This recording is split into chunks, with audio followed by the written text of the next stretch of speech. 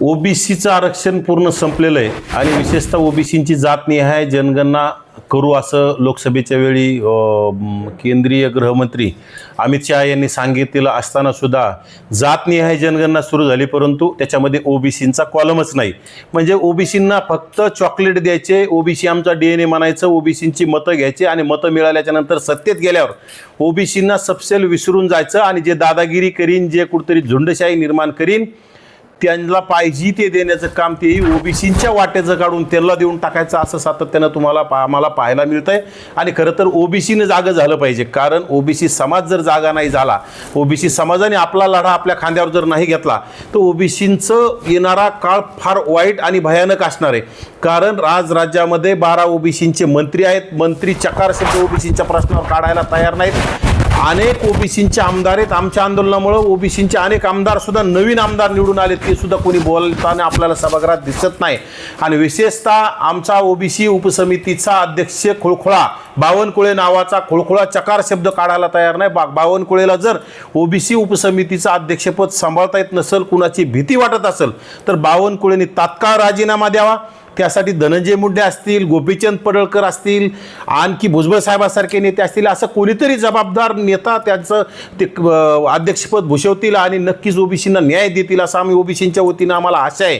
परंतु बावनकुळे सपशेल बोगस आणि सपशेल फेल ठरलेले, त्यांनी तात्काळ राजीनामा द्यावा.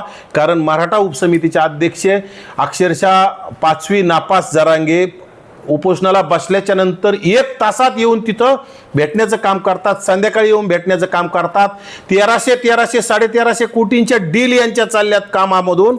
आणि खरं तर त्याला पाहिजे ते देण्याच्या घोषणा करायच्या, अधिकाऱ्यांना प्रेशर करून बोगस नोंदीमार्फत असणाऱ्या नोंदीमार्फत कुणबी प्रमाणपत्र वाटप करायला लावायचे आणि ओबीसींचं पूर्ण वाटोळं करण्याचं काम झाडूपोचा करणारा आमदार प्रसाद लाड आणि मराठा उपसमितीचे अध्यक्ष राधाकृष्ण विखे पाटील आणि विखे पाटलाला नक्कीच याचे परिणाम येणाऱ्या 2029ला भोगावे लागतील. कारण ज्यांनी ओबीसींचं वाटोळं केलं, ज्यांनी ओबीसीचे वाटोळं करण्याचे प्रयत्न केले, त्यामध्ये आमचा घनसावंगीचा माजी आमदार राजेश टोपे असेल, अचलपूरचा आमदार बच्चू कडू असेल, गेवराईचा आमदार लक्ष्मण पवार असेल, असे अनेक आमदार आहेत.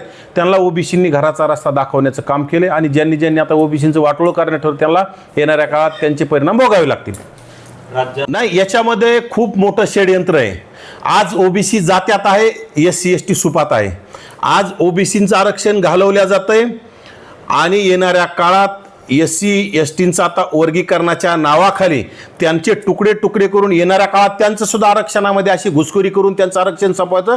आणि येणाऱ्या काळात पुन्हा काही वर्षांनी ना मराठ्याला, ना ओबीसीला, ना SCला, ना STला, म्हणजे यांचा सगळा कल संविधान संपवण्यावर आहे आणि समान नागरिक कायदा आणण्याची यांना मानसिकता दिसते.